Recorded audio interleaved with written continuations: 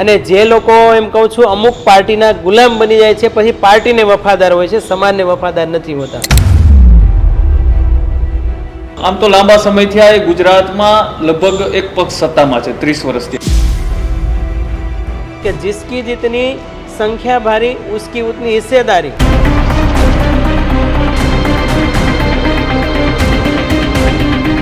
કોળી સમાજના જ નેતાઓ, એ રાજકીય આગેવાનો એ હંમેશા એ જ વિચારતા હોય છે કે કુંવરજી બાવળિયાને કેવી રીતે પાડી દેવા. અલ્પેશ ઠાકોરને ડેપ્યુટી સીએમ બનાવે તે ટાઈપનો એ ચહેરો હતો, તેમ છતાં તેમને મંત્રી પદની અંદર સ્થાન નથી મળ્યું. આમ તો તમે જો તો આ સમાજ, હું તો કહું હકીકતમાં સીએમ નો જ દાવેદાર છે. તમારા નિવેદન બાદ અલ્પેશ ઠાકોર એવું કહી રહ્યા છે કે આવી કોઈ વાતચીત નથી. જાહેર મંચ ઉપરથી, સમાજના સ્ટેજ ઉપરથી શું સરકારને પ્રેશર પોલિટિક્સ કરવામાં આવી રહ્યું છે કે દબાણ કરવામાં આવી રહ્યું છે? જેની જેટલી વસ્તી એ પ્રમાણે એને હિસ્સેદારી મળવી જ જોઈએ. જો આવું નહીં થાય તો ભવિષ્યમાં ઠાકોર સમાજમાં શું માત્ર અલ્પેશ ઠાકોર એક જ એવા દિગ્ગજ નેતા છે કે એના સિવાય બીજા કોઈ એવી ક્ષમતા નથી ધરાવતા?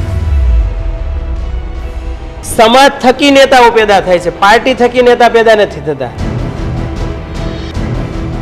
ઋષિ ભારતી બાપુની ઈચ્છા ખરી કે ધર્મ સત્તાની સાથે સાથે રાજ્ય સત્તાની અંદર પણ જોડાવું? એ વાતો થાય જ છે અને ફરીથી મીટિંગ થશે એ પછી. પણ શું અલ્પેશ ઠાકોરના શિષ્ય એ સ્વરૂપજી ઠાકોર એ મંત્રી બને તો એમાં તેઓ કે સમાજ રાજી નથી? ડેપ્યુટી સીએમ પદ કેમ નહીં? જો આગામી દિવસોમાં કોઈ એવી રજૂઆત કે કોઈ એવો પ્લાનિંગ ખરા કે 2027માં કોઈ કોળી ઠાકોર સમાજની નવી પાર્ટી લાવી અને ચૂંટણી લડવી? કોઈ પણ પાર્ટી હોય સમાજને પ્રાયોરિટી ન આપે તો એ પોતાના ન્યાય માટે વિકલ્પ જરૂર અપનાવતા હોય. એક પણ પાર્ટીમાંથી કોળી કે ઠાકોર સમાજના સીએમ કે ડેપ્યુટી સીએમ બન્યા નથી.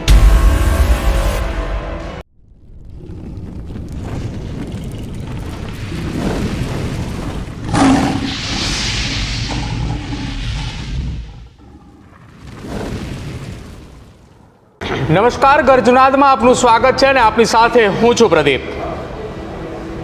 આજે ચર્ચા એ ગુજરાતની રાજનીતિને લઈને કરવી છે, કેમ કે મહેસાણાની અંદર એક ક્ષત્રિય ઠાકોર સમાજના સ્નેહ મિલન કાર્યક્રમ દરમિયાન તમામ નેતાઓ એ પોતાના પક્ષનો ખેસ એ મંચ ઉપરથી નીચે ઉતારી એ મંચ ઉપર હતા અને એ મંચ ઉપર કોઈ રાજકીય વાત નહોતી થઈ, પરંતુ એ મંચ ઉપર થયેલી એક વાત કે જેના કારણે આજે ન માત્ર મહેસાણા પરંતુ સમગ્ર ગુજરાતની અંદર રાજકીય ગતિવિધિઓ તેજ થઈ છે અને ફરી એક વખત સમાજને લઈને રાજનીતિ તેજ થઈ છે.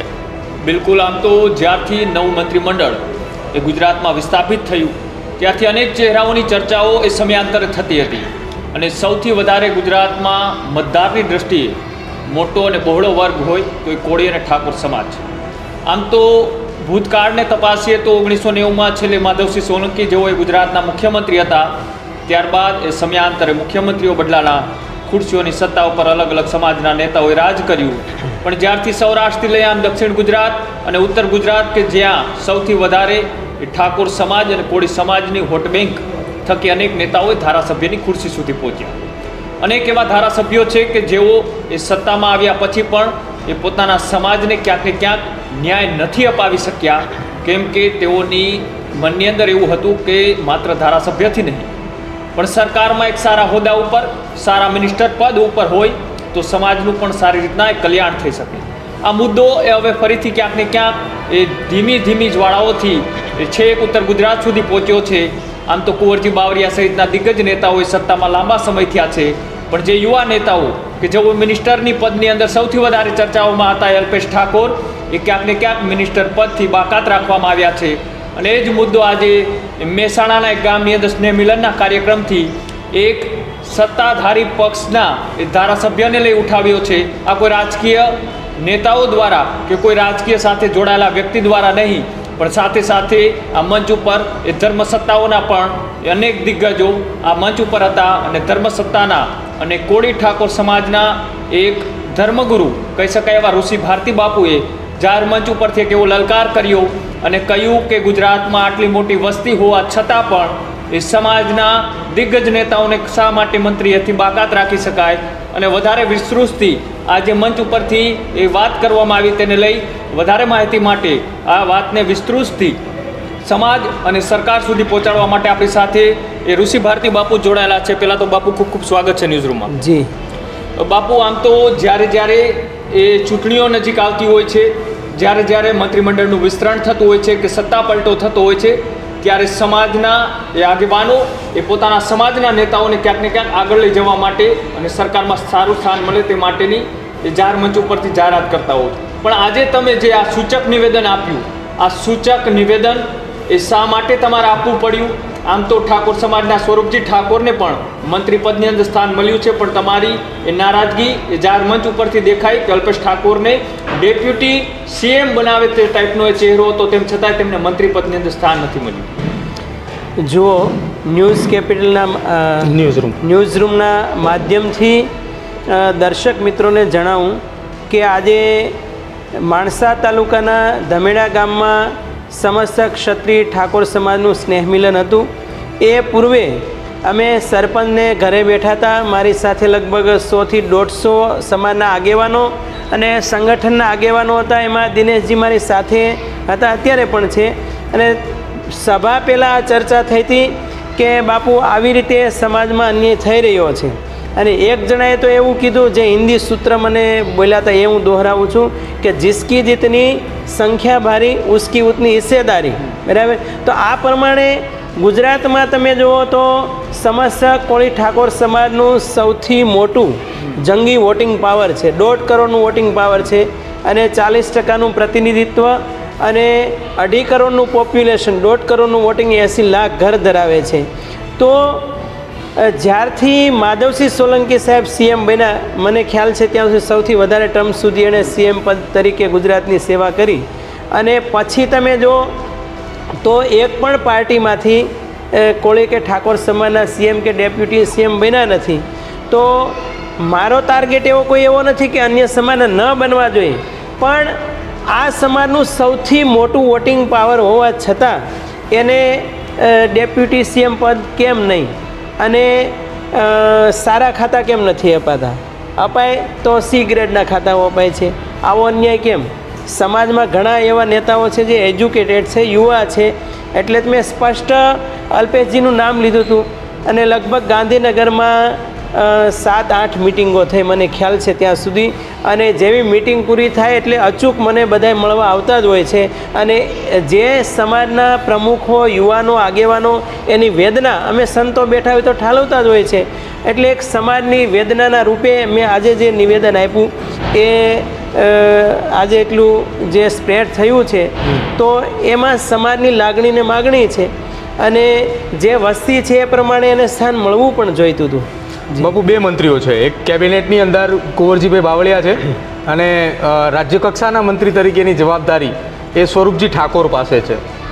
કુલ રાજ્યની અંદર 25 જેટલા મંત્રીઓ છે, એમાં પણ 2 મંત્રીઓ કોળી ઠાકોર સમાજના છે.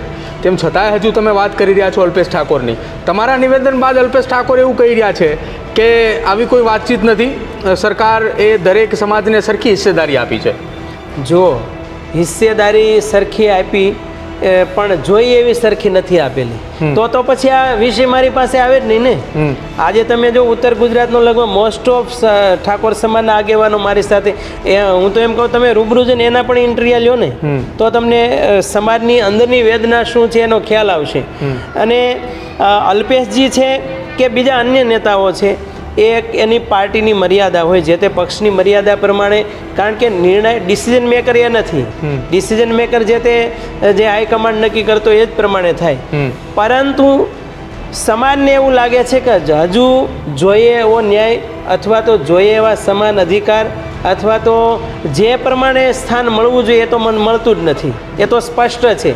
અને આજે એની ચર્ચા સભા પહેલાં પણ બધા સમાજના આગેવાનો વચ્ચે થઈ. અને અમારા ઉત્તર ગુજરાતના વડીલ દોલતગીરી બાપુ પણ હતા, નોરતાવાળા. અને બીજા અન્ય સંતો પણ બેઠા હતા. તો જે સમાજની લાગણી ને માગણી હતી એ મેં સભામાંથી જાહેર મંચ ઉપરથી હું બોલ્યો હતો. તો એમાં સમાજના હિતમાં જ છે. અને જે પાર્ટીઓ અમુક એમ કહેતી હોય કે સામાજિક સમરસતાની વાતો કરીએ છીએ, તો એમાં સામાજિક સમરસતાનો કોઈ પ્રશ્ન આવતો જ નહીં, કારણ કે તો પછી આ વાત ઉદ્ભવે જ નહીં ને. અને આપણી ભારતીય પરંપરા તો એવું કહે છે કે સર્વે ભવંતુ સુખીનઃ અને સર્વે સંતુ નિરામયા સર્વભૂત હિતે રતાઃ. તો જેની હું તો એમ કહું છું, જેની જેટલી વસ્તી એ પ્રમાણે એને હિસ્સેદારી મળવી જ જોઈએ.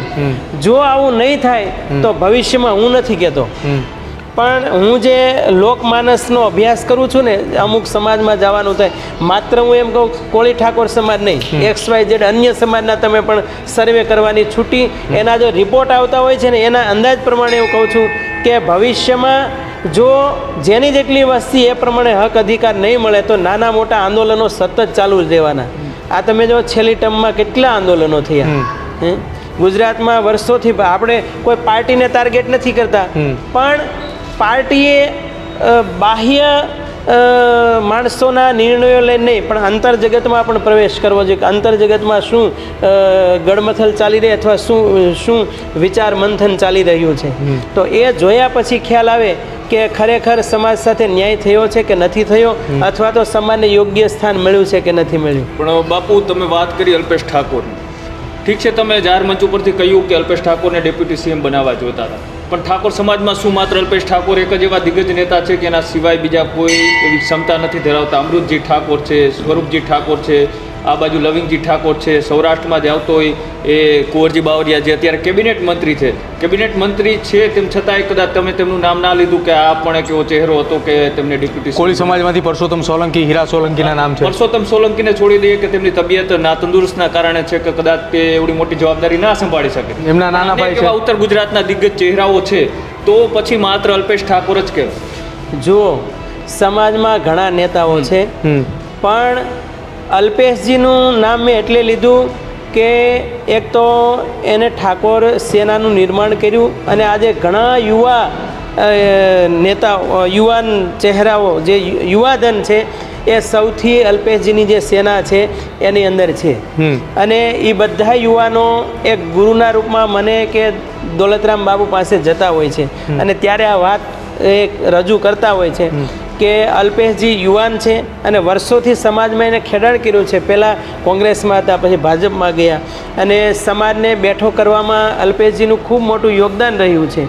અને એજ્યુકેટેડ છે, યુવા છે, અને સમાજ પ્રત્યે એને લાગણી છે, એટલે મેં અલ્પેશજીનું નામ લીધું. બીજા નેતાઓએ છે, પણ એક યુવાન ચહેરો જો ડેપ્યુટી CM બને તો હું તો કહું ખાલી કોળી ઠાકોર સમાજ નહીં, અન્ય સમાજ માટે પણ એટલો એ પ્રભાવક સાબિત થઈ શકે. પણ બાપુ, જે રીતના તમે કીધું કે અલ્પેશ ઠાકોર યુવા નેતા છે, ચલો એમને એક શરૂઆત કરી, ક્રાંતિની શરૂઆત કરી હતી, પણ શું અલ્પેશ ઠાકોરના શિષ્ય એ સ્વરૂપજી ઠાકોર એ મંત્રી બને તો એમાં તેઓ કે સમાજ રાજી નથી? ના, રાજી છે. જો સ્વરૂપજી ઠાકોરજીને બનાવ્યા એમાં સમાજ રાજી છે, પણ પ્રશ્ન બધાનો ક્યાં છે કે જે પ્રમાણે સ્થાન મળવું જોઈએ નથી મળ્યું. સમજાણું? આવડી મોટી વસ્તી હોવા છતાં સૌથી મોટું વોટિંગ પાવર ગુજરાતમાં તમે બધા સમાજની એનાલિસિસ કરી લો તો સૌથી મોટું વોટિંગ પાવર કોનું છે? સૌથી વોટરો કયા સમાજના છે? કોળી ઠાકોર સમાજના છે. તો આટલું બધું જે તે પાર્ટીને મતદાન કરવા છતાં પણ તમે માત્ર અમુક C ગ્રેડના ખાતા આપો અથવા તો ડેપ્યુટી CM ન બનાવો, તો એનું આજે ચર્ચા થઈ હતી, એટલે આજે આ નિવેદન મેં જાહેરમાં આપ્યું હતું. અચ્છા બાપુ, વારંવારની વાત છે, 1990 સુધી આપણે વાત કરી, ભૂતકાળની અંદર ગયા કે માધવસિંહ સોલંકીએ ગુજરાત રાજ્યના મુખ્યમંત્રી હતા, ત્યારબાદથી સતત અત્યાર સુધી કોળી ઠાકોર સમાજને પ્રભુત્વ ન મળ્યા હોવાની વાત છે. 2022માં પણ બેઠકો થઈ, ભૂતકાળની અંદર પણ બેઠકો થઈ, 2025માં મંત્રીમંડળની વિસ્તરણની ચર્ચાઓ ચાલી, એ દરમિયાન સતત લગભગ 48 કલાક સુધી ચર્ચાઓ થઈ કે કોળી ઠાકોર સમાજમાંથી અલ્પેશ ઠાકોરનું નામ નક્કી છે. હવે નામ નથી આવ્યું. હવે આપે નારાજગી પણ જાહેર મંચ ઉપરથી આપે વ્યક્ત કરી, સમાજના એ આગેવાનો થકી કે તમારા સુધી જે વાત પહોંચતી હતી એ આવનારા સમયની અંદર હવે કયા પ્રકારની રજૂઆતો કરવામાં આવશે? એક સામાજિક આગેવાનો તરફથી, બીજી રાજકીય આગેવાનો તરફથી, અને ત્રીજી એ રજૂઆત ધર્મસત્તાથી ધાર્મિક એ સાધુ સંતો આપના તરફથી કયા પ્રકારની વાત એ સમાજની વચ્ચે મૂકવામાં આવશે અને કયા પ્રકારની વાત સરકાર સુધી પહોંચાડવામાં આવશે? જો કોઈ સામાજિક નિર્ણય લેવાનો હોય ત્યારે કોઈ વ્યક્તિ એકલો નિર્ણય ના લઈ શકે. એટલે કોઈ જેટલા સંગઠનો છે એ બધાય ભેગા થશે અને પછી જે નિર્ણાયક ભૂમિકા શું લેવી અને કયા પક્ષ તરફ રહેવું એ તો સમાજ અને સમાજના આગેવાનો જેટલા લગભગ 200 જેટલા સંગઠનો અંદાજિત ચાલે છે સમાજના. તો એ બધાય સંગઠનોના આગેવાનો ભેગા થાય અને પછી જો સમાજની આ માગણી છે જે ભીતરને ખાનેથી આ ચર્ચા થઈ રહી હતી તો એને ધ્યાનમાં આપશે કે નહીં, અને જો પ્રાયોરિટી આપે ડેપ્યુટી સીએમની કે સારા ખાતાઓ, બરાબર. આમ તો તમે જો તો આ સમાજ, હું તો કહું હકીકતમાં સીએમનો જ દાવેદાર છે, છતાં આપણે એ ડેપ્યુટીનું કહીએ ચલો બીજા સમાજને લાભ મળે. પણ જો સ્થાન આપવા છતાં સારા સ્થાન નથી અપાતા તો એ અન્યાય ખુલ્લેઆમ થઈ જ રહ્યો છે. અત્યારે સમસ્ત ઠાકોર અને કોળી સમાજના બધા યુવાનો વારે વારે આ વાત દોહરાવે છે અને મીડિયા જગતમાં પણ આ મિટિંગો એ બાબતે પણ થાય છે. અને એ વાત જરૂર થાય છે કે માત્ર અમને પોઝિશન નહીં પણ પાવરમાં આવવા જોઈએ. પાવર એટલે સારા ખાતાઓ કે ડેપ્યુટી સીએમનું પદ, તો જ આ સમાજ જેટલું વોટિંગ કરે છે એ પ્રમાણે ન્યાય મળ્યો કહેવાય. નહીં તો તમને શું કહેવાય, એ ભાષા પ્રયોગ કરવો મને ઓલો લાગે છે પણ રીતસરનો અન્યાય થાય જ છે. પણ બાપુ, જે રીતના તમે વાત કરી કે આવડો મોટો સમાજ, આવડા મોટી વસ્તી, આટલું મોટું હોટિંગ, પણ અંતે એ બધી જ વસ્તુઓ જ્યારે ચૂંટણી આવે ત્યારે સમાજને નક્કી કરવાની હોય છે. સમાજે સત્તા ઉપર બેસાડ્યા, સમાજે વોટિંગ કર્યું, ત્યારે નેતાઓ ચૂંટીને આવ્યા. જ્યારે વારંવાર આવો પ્રશ્ન ઉઠે છે ત્યારે શું આ તમારા કે તમારા સિવાયના બીજા અન્ય લોકોના જે નિવેદન છે તેનાથી સમાજ એક થાય છે ખરા? જો આજે કોઈ પણ સમાજના સંગઠનો હાલે છે, એક પ્રમુખ એને જ્યારે મિટિંગનું આયોજન થાય છે ત્યારે બધા ભેગા થઈ જ જાય છે. અને આ વખતે લગભગ અમારે કેટલા 80 જેટલા સંગઠનો ભેગા થયા છેલ્લી મિટિંગમાં. તો આ વખતે ઉત્તર ગુજરાત, મધ્ય ગુજરાત, દક્ષિણ ગુજરાત, સૌરાષ્ટ્ર અને કચ્છ એનું સંકલન ચાલી જ રહ્યું છે. અને જ્યારે સંકલન પૂરું થશે ત્યારે ગુજરાતના લગભગ બધા સંગઠનો એક મંચ ઉપર આવવાનો પ્રયાસ કરશે. કારણ કે અત્યાર સુધી સમાજના આગેવાનોનો સમાજને ભરોસો હતો કે જે તે પાર્ટી સમાજને ન્યાય આપશે, પરંતુ એ વાત વારે વારે નિષ્ફળ જાય છે. એટલા માટે નિર્ણાયક ભૂમિકામાં કેમ રોલ અદા કરવો, કઈ રીતે રોડમેપ તૈયાર કરવો એ પછી નક્કી થશે. બાપુ, તમે વચ્ચે એક એવી વાત બોલ્યા હતા કે લાંબા સમયથી આ એ કોળી અને ઠાકોર સમાજને અન્યાય થઈ રહ્યો છે. હવે સમાજ નક્કી કરશે કે આવનારી ચૂંટણીઓમાં સમાજ કઈ પાર્ટી તરફ દોડે. જી, એ તો બધા સંગઠનો ભેગા થશે. તે હજી અમે જ્યારે હું માણસાથી નીકળ્યા હતા લગભગ 7-8 આગેવાનોનો તો ફોન આવી ગયા હતા કે બાપુ ફરીથી પાછી મિટિંગ ક્યાંય બોલાવી. મેં તો આપ જે નક્કી કરો, અમે સંતો જેટલા છે બધાય સંતોના સમાજ ઉપર આશીર્વાદ છે, ન માત્ર કોળી ઠાકોર સમાજ ઉપર પરંતુ સમસ્ત સમાજ ઉપર સંતોના આશીર્વાદ જ છે. અને જે સમાજના ભાઈઓ બહેનો જે તે પાર્ટીમાં આ સનાતન માટે, દેશ માટે જે યોગદાન છે એ પ્રમાણે પાછું સામું વળતર તો મળવું જ જોઈએ, તો બધાને આશા હોય ને. એટલે એ નથી થતું એટલા માટે આ મિટિંગ વારે વારે થાય છે અને વારે વારે પોતાની વેદનાઓ ઠાલવે છે. ઉત્તર ગુજરાતની અંદર આજે જે સ્નેહ મિલન કાર્યક્રમ હતો જેમાં ક્ષત્રિય ઠાકોર સમાજના તમામ નેતાઓ, મેં શરૂઆત કરી ત્યારે કહ્યું હતું કે રાજકીય પાર્ટીના ખેસ નીચે ઉતારીને મંચ ઉપર બેઠા હતા. આ સંમેલનો દિવાળી પહેલાં અને દિવાળી બાદથી સતત ચાલી રહ્યા છે.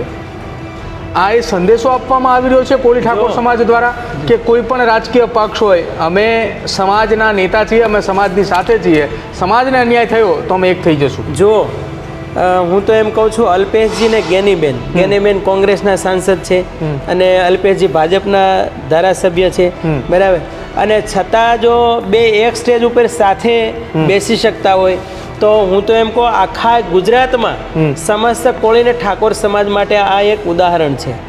અને સમાજ થકી નેતાઓ પેદા થાય છે, પાર્ટી થકી નેતા પેદા નથી થતા. એક વસ્તુ દરેક ગુજરાતના સમસ્ત સમાજના ભાઈ બહેનો યાદ રાખવું જોઈએ કે જે તે સમાજના લોકો મત આપે છે ત્યારે એ નેતા બને છે અને જે તે પાર્ટીમાં જાય છે, બરાબર. ટિકિટ આપે છે પાર્ટી, પણ મત આપે છે સમાજના ભાઈઓ બહેનો. એટલા માટે નેતા પેદા કરે છે સમાજ, કોઈ પાર્ટી નેતા પેદા નથી કરતી. એ વસ્તુ બધાએ યાદ રાખવી જોઈએ. એટલે ફર્સ્ટ કોમ્યુનિટી, નેક્સ્ટ પાર્ટી, બરાબર, આ નિયમ હોવો જ જોઈએ. અને નહીતર શું થાય છે કે જે નેતાઓ જે તે સમાજમાંથી જાય છે, આ મારો એકનો અનુભવ નથી, સમાજના બધાએ જે સમાજ હિતેચ્છુ છે એ બધા આગળનો અનુભવ છે કે એ જેવા પાર્ટીમાં જાય એટલે પછી કોઈ કશું નથી કરી શકતા. એટલે હું વારે વારે એક શબ્દ પ્રયોગ કરું છું, વીઆઈપી ગુલામ બની જાય છે. અચ્છા, તમે વીઆઈપી ગુલામની તમે શબ્દ વાપર્યો તો સાથે સાથે આજે માણસાની સભામાં એક શબ્દ મેં સાંભળ્યો હતો, સૌરાષ્ટ્રની તળપદા ભાષાનો શબ્દનો તમે ઉપયોગ કર્યો હતો, ડબલ ઢોલકીની તમે વાત કરી હતી. જી, એ વાત તમે જ્યારે મૂકતા હતા એ દરમિયાન તમે કેટલાક નેતાઓના નામ તો આમ તો તમે લીધા જ નથી, જે કંઈ પણ વાતચીત કરી છે નામ લીધા વગર, અને તમે સમાજની વાત મૂકી છે. તો આવા એવા કેટલા નેતા છે સમાજના કે જે રાજકીય પાર્ટી સાથે જોડાઈ ગયા બાદ સમાજની તરફ પણ ક્યારેક રહે અને ક્યારેક રાજકીય પાર્ટી તરફ પણ રહે, બંને બાજુએ. નહીં, એમાં મેં નેતાઓનો કોઈને ઉલ્લેખ કર્યો નથી. અમુક સમાજના આગેવાનો છે એની વાત કરી હતી કે અમુક અવસરવાદીઓ હોય કે જ્યાં લાભ મળે એ તરફ દોડ્યા જાય છે, એનું સ્ટેન્ડ કોઈ ફિક્સ નથી હોતું. એ બાબતમાં નેતાનો કોઈ વાત જ નથી. પણ વીઆઈપી ગુલામો અમુક બની જાય છે એ વાત તો ચોક્કસ છે. એટલા માટે જે 50% સૂતેલી અવસ્થામાં છે, ન માત્ર ચર્મચક્ષુ પરંતુ જ્ઞાનચક્ષુથી જાગવાની જરૂર છે કે ખરેખર સમાજને હિતેચ્છુ કોણ છે અને સમાજને પાછળ રાખવા માટેના કારણભૂત તત્વો કોણ છે, એનો ખ્યાલ સમાજના દરેક જાગૃત લોકોને હોવો જોઈએ. અને એટલા માટે અમારું સંતોનું વિચરણ જે છે, સભામાં જવાનું, આશીર્વાદ આપવાનું, એ લોકોને જાગૃત કરવા માટે. અને આ માનવ શરીર મળ્યું છે એ પોતાના હક અધિકાર ભોગવીને જાય, અને પાછળની પેઢી એવું ના કે અમારા વડીલો હતા, વડવાઓ હતા, અમને કશું આપીને ના ગયા. પણ બાપુ, સમાજની સમયાંતરે મિટિંગો થઈ, એમાં એક એવી ચર્ચાઓ વારંવાર થતી હતી કે હવે સમાજને અન્યાય થશે તો એક નવી પાર્ટી સમાજ ઊભી કરશે. આમ જોવા જાવ તો તમારે ગુજરાતની રાજનીતિના પરિબળો અને વિસ્તારની ગતિવિધિઓ જુઓ તો લગભગ 35 થી 40 એવી બેઠકો છે, ત્યાં સીધી રીતના કોળી અને ઠાકોર સમાજ એ અસર કરી શકે છે. જો આગામી દિવસોમાં કોઈ એવી રજૂઆત કે કોઈ એવો પ્લાનિંગ ખરા કે 2027માં કોઈ કોળી ઠાકોર સમાજની નવી પાર્ટી લાવી અને ચૂંટણી લડવી? જુઓ, લગભગ 7-8 મહિના થયા ત્યારે આ ચર્ચાઓ ગુજરાતના જે સંગઠનો ચલાવે છે એ બધા યુવાનોએ આ રજૂઆત કરી હતી. એટલે મારા એવા આશીર્વાદનું રૂપે મેં શબ્દો કીધા, સમય આવે ત્યારે નિર્ણય લેવો જોઈએ. કોઈ પાર્ટી, સમય આવી ગયો છે લાગે તમને? કોઈ પણ પાર્ટી હોય સમાજને પ્રાયોરિટી ન આપે તો એ પોતાના ન્યાય માટે વિકલ્પ જરૂર અપનાવતા હોય છે. સમય આવી ગયો. અને આપે હું કહું કે આપે 35 સીટોની કીધું, પણ હું તો એમ કહું છું 72 સીટોનો નિર્ણાયક ભૂમિકામાં છે સમસ્ત કોળી ઠાકોર સમાજ. ગુજરાતની 182માંથી 72 સીટો ઉપર નિર્ણાયક ભૂમિકા ભજવે છે. તો સમય આવશે ત્યારે સંગઠનો બધા એગ્રી છે જ તે. એ વડીલોનો જેવો આદેશ થાય એટલે એ લોકો પાર્ટી બનાવવાના મૂડમાં છે જ, અને ભવિષ્યમાં એ નિર્ણય પણ લઈ શકે. હું તો કહું ખાલી કોળી ઠાકોર સમાજની નહીં, ભવિષ્યમાં હું તો એમ કહું ઓબીસી, એસટી, એસસીની પણ પાર્ટી અલગથી બની શકે એવી સંભાવના મારી પાસે જે અમુક આગેવાનો આવે છે વાતો રજૂ કરે એ પ્રમાણે જોતા એવું લાગે છે. જો એસસી સમાજને અન્યાય થાય, એસટી સમાજને અન્યાય થાય કે ઓબીસીમાં સૌથી મોટું પ્રભુત્વ કોળી ઠાકોર સમાજ ધરાવી રહ્યો એને અન્યાય થશે તો ભવિષ્યમાં જરૂર અલગથી પાર્ટી બની પણ શકે એવી સંભાવના. હું જે ફિક્સ નિર્ણય લીધો છે એ જે તે સંગઠનના આગેવાનોનો નિર્ણય છે, એટલે એ મારો વ્યક્તિગત વિષય ના કહી શકે, એટલે હું અત્યારે ના કહી શકું. અચ્છા, ઉત્તર પ્રદેશના મુખ્યમંત્રી યોગી આદિત્યનાથ છે જે ધર્મસત્તા સાથે પણ જોડાયેલા છે અને રાજસત્તા સાથે પણ જોડાયેલા છે. ઋષિ ભારતી બાપુની ઈચ્છા ખરી કે ધર્મસત્તાની સાથે સાથે રાજસત્તાની અંદર પણ જોડાવું? જો ધર્મસત્તા વિષય અલગ છે અને રાજસત્તા વિષય અલગ છે. અને હું તો એમ કહું સમાજમાં જેટલા ઓબીસી, એસટી, એસસી સમાજ કે અન્ય સમાજમાં જે પાવરફુલ લોકો છે એને હું તો એમ કહું છું કે રાજકીય ક્ષેત્રમાં જવું જોઈએ એવા મારા આશીર્વાદ છે. મેં ક્યારેય એવો પ્રબળ દાવો નથી કર્યો કે હું રાજસત્તામાં જાઉં, પરંતુ એ વાત ચોક્કસ છે કે સારા માણસોએ હંમેશા રાજનીતિમાં જવું જ જોઈએ. જો દુર્જનો રાજકીય ક્ષેત્રમાં જશે તો એ આખું વાતાવરણ ડહોળાઈ જશે. એટલા માટે સજ્જન લોકોએ હંમેશા રાજકીય ક્ષેત્રમાં જઈ અને સારા કાર્યો કરવા જોઈએ. જી. કોળી ઠાકોર સમાજના સંગઠનોની આવનારા સમયમાં કોઈ મોટી બેઠક મળે અને એવું નક્કી કરવામાં આવે કે ગુજરાતની અંદર હવે આપણે 72 સીટ ઉપર આપણું પ્રભુત્વ છે, આપણે પોતાનો નવો રાજકીય પક્ષની શરૂઆત કરીએ સ્થાનિક સ્વરાજ્યની ચૂંટણી બાદમાં, જો એ ચૂંટણીના અંદર ટિકિટો આપવામાં અથવા તો હિસ્સેદારી આપવામાં એ થોડી બાંધછોડ કરવામાં આવે અને ત્યારબાદ 2027ની વિધાનસભાની ચૂંટણી પહેલાં નક્કી થાય. અને આપે જેમ કહ્યું એમ કે 200 સંગઠનો સમાજના છે, દરેક જગ્યાએ વિસ્તાર અને ઝોન પ્રમાણે બેઠકો ચાલી રહી છે. આ તમામની બેઠકોને બાદ નક્કી કરવામાં આવે કે રાજકીય પાર્ટી નક્કી થાય અને આગેવાનીમાં તમને ભૂમિકા આપવાની વાત કરે તો સમાજ ભૂમિકા આપવાની વાત કરે તો સંગઠનના બધા જ પ્રમુખો છે એ મને શ્રદ્ધાથી માને છે, એટલે આગેવાની આપે જ છે એવું નહીં. અને ક્યાંય પણ નાના મોટા પ્રસંગો હોય તો ઘણીવાર એવું બને છે કે મારે 4 પ્રસંગો એક સાથે થઈ જાય છે. પછી જેને વધારે પ્રાયોરિટી આપવાની હોય ત્યાં પ્રસંગમાં જરૂર હાજરી આપતો હોઉં છું. એટલે એવું નથી કે પ્રાયોરિટી નથી આપતા, પણ કોઈ રાજકીય ક્ષેત્રે મારે કોઈ એવું પ્રતિનિધિત્વ લેવાની ઈચ્છા છે નહીં. અને હું તો એમ કહું કે સમાજના જે યુવાનો છે, એજ્યુકેટેડ છે, એ લોકો પોલિટિક્સમાં આવે તો હું તો આશીર્વાદ આપું. અને એવા એજ્યુકેટેડ ને સજ્જન લોકોએ હંમેશા રાજનીતિ કરવી જ જોઈએ. જો દુર્જન લોકો રાજકીય ક્ષેત્રમાં ઘૂસી જશે તો આ દેશને સનાતનને બહુ મોટું નુકસાન થશે. અને હું તો એમ કહું ઇનડાયરેક્ટલી સજ્જન લોકોનો પણ એમાં વાંક સાબિત થશે. એટલા માટે રાજનીતિ કરવી જ જોઈએ અને સારા માણસોએ રાજનીતિમાં જવું જ જોઈએ. એટલા માટે હું તો એમ કહું છું કે જેમ ચંદ્રગુપ્ત હતો અને ચાણક્ય એને જોયું બહારનું દ્રશ્ય, અને ધનાનંદે ચાણક્યનું અપમાન કર્યું એટલે એને પ્રતિજ્ઞા લીધી હતી કે જ્યાં સુધી આ ધનાનંદના સામ્રાજ્યને ખતમ ના કરું ત્યાં સુધી હું શિખા નહીં વાળું. અને એ માણસ બહાર ગયો અને ત્યાં ચંદ્રગુપ્તનો એક નામનો બાળક હતો, એને પગમાં કાંટો વાગેલો અને એ કાંટાનો બદલો લેવા માટે ને આખું બોરડીનું ઝાડ પથ્થરથી ખોદતો હતો. એટલે એણે આ દ્રશ્ય જોયું કે આ બાળક શું કરે છે અને પૂછ્યું જઈને. અને પછી એમ થયું કે નહીં, આ બાળકમાં એ લાયકાત છે, એનામાં સંભાવના છે. એટલે ચાણક્યએ ચંદ્રગુપ્તને તૈયાર કર્યો અને ધનાનંદના આખા સામ્રાજ્યને ઉખેડીને ફેંકી દીધું. એટલા માટે હું તો એમ કહું છું કે જે ચંદ્રગુપ્ત જેવા, હું તો ઈચ્છું કે ગુજરાતમાં મને 200 ચંદ્રગુપ્ત મળે. અને મળે તો હું બધાય વિસ્તારમાં આખા ગુજરાતમાં બધે એકને તૈયાર કરવાનો છું. અને સારા માણસોને રાજકીય ક્ષેત્રે તૈયાર કરવા એ સંતોની પણ ફરજ છે. જેમ ચાણક્યએ ચંદ્રગુપ્તને તૈયાર કર્યા એમ સંતોએ પણ પોતાની સાથે જોડાયેલા સારા માણસોને પોલિટિક્સમાં મોકલવા જ જોઈએ. જી. પણ બાપુ, એક વાત કે તમે અલ્પેશ ઠાકોરનું જાહેર મંચ ઉપરથી જિક્ર કર્યો ડેપ્યુટી સીએમને બનાવવામાં, પણ આ જ્યારથી મંત્રીમંડળ થયું ત્યારથી અત્યાર સુધીમાં એવો કોઈ સૂર નથી ઉઠ્યો કોઈ વિસ્તારમાંથી કે ભાઈ અલ્પેશ ઠાકોરને કેમ ના બનાવવામાં આવ્યા, સ્વરૂપજીને કેમ બનાવવામાં. અને બીજી વાત કે આ જાહેર મંચ ઉપરથી સમાજના સ્ટેજ ઉપરથી શું સરકારને એક પ્રેશર પોલિટિક્સ કરવામાં આવી રહ્યું છે કે દબાણ કરવામાં આવી રહ્યું છે? આમાં જો સૂર નથી ઉઠ્યો એવી વાત આવતી જ નથી. અંદરના ખાનેથી ગણગણાટ ચાલુ જ હતો. અને એટલા માટે આજે 150 માણસો બેઠા હતા તો અહીંયા આ વાત રજૂ થાય જ નહીં. જો નો સૂર ઉઠ્યો હોય પણ બાપુ, તો આ વાતની રજૂઆત થાય જ નહીં હોય. અને તમે માથું કૂટો તો સરકાર સુધી ક્યાં અવાજ પહોંચવાનો? તમે અંદર ખાને આ વાતો કરશો તો સરકાર કઈ રીતના વાત સાંભળશે? નહીં, એટલા માટે તો આજ ખુલ્લેઆમ વાત થઈ ને. પણ બહુ મોડું થઈ ગયું એવું નથી લાગતું આ વાત કરવામાં? જ્યારે સમય મળે, અવસર મળે ત્યારે જ વાત થાય ને. એ તો આજે અવસર હતો એટલે મેં વાત રજૂઆત કરી.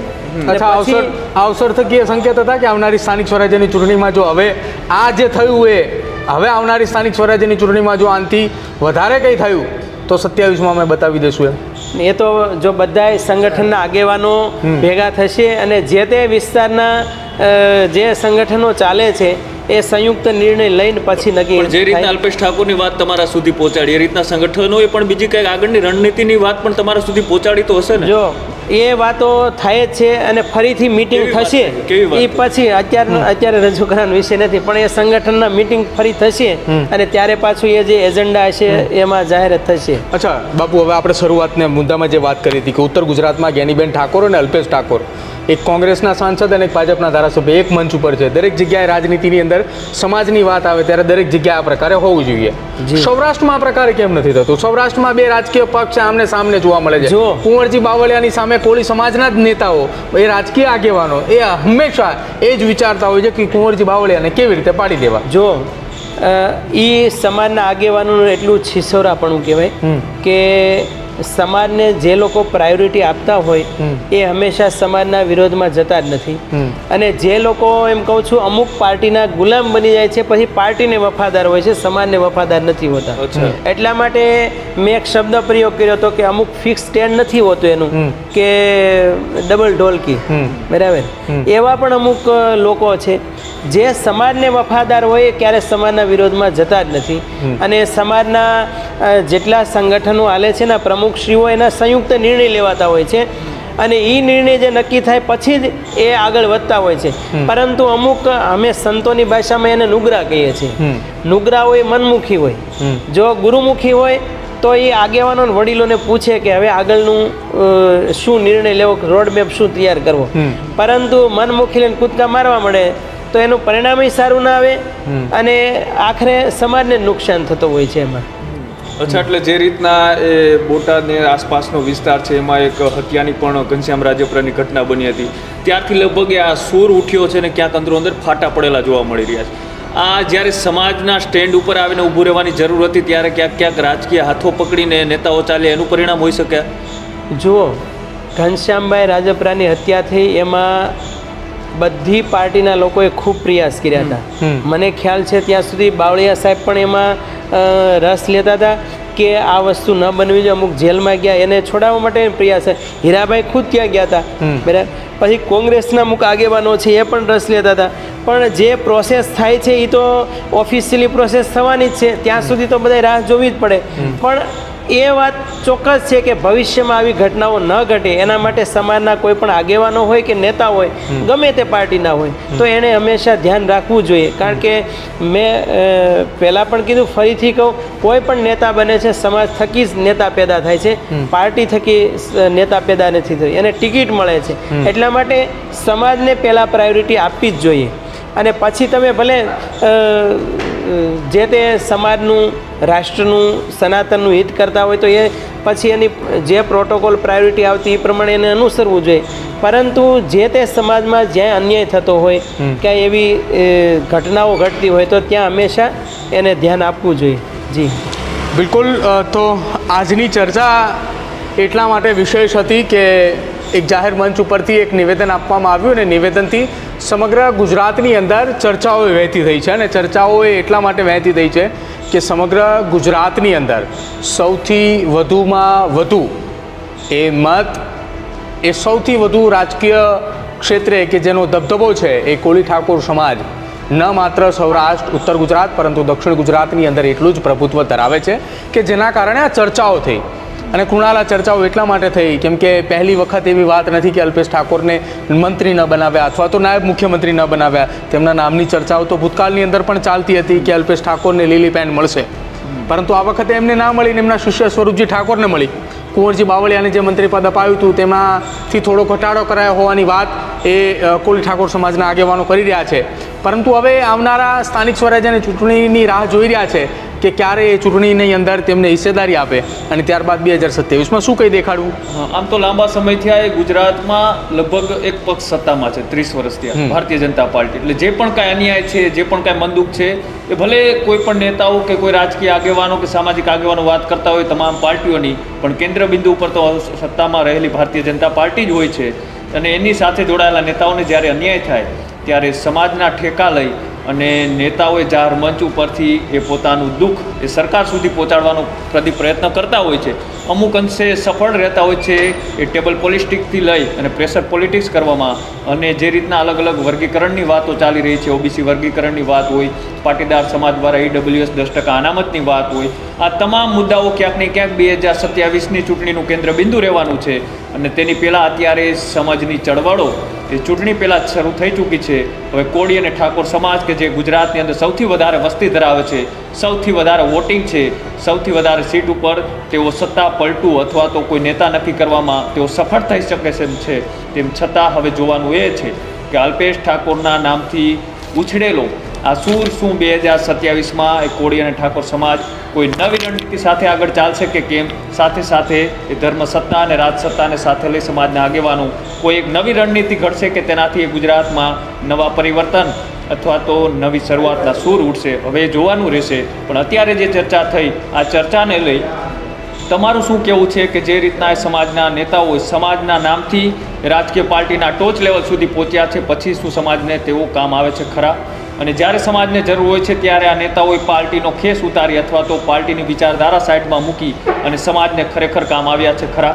તો પછી જો સમાજ તેનું નામ આગળ મોકલી અને સમાજ તેના નામે એ પાર્ટીમાં રજૂઆત કરે તો યોગ્ય છે. પણ અનેક એવા નેતાઓ એ ભૂતકાળમાં પણ થઈ ચૂક્યા છે કે જ્યારે એ સમાજને જરૂર હોય ત્યારે સૌથી પહેલાં તે પાર્ટીનો એ વાત અને તેમની વિચારધારા પકડીને આગળ ચાલતા હોય છે. હવે જોવાનું એ છે કે 2027માં એ લોકશાહીમાં જ્યારે અલગ અલગ સમાજોને ભેગા મળી અને એક સત્તા બનતી હોય છે, સત્તા માત્ર કોઈ એક સમાજની નહીં પણ સમગ્ર ગુજરાતના લોકોનું હિત અને વિકાસ થઈ શકે તે રીતનું એક બંધારણીય ઘડતર મુજબ કોઈ એક વ્યક્તિ સત્તાની ખુરશી ઉપર બેસતો હોય છે.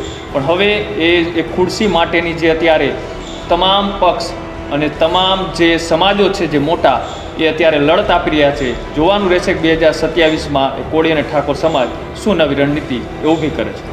જોતા રહેજો ન્યૂઝરૂમ. નમસ્કાર. નમસ્કાર.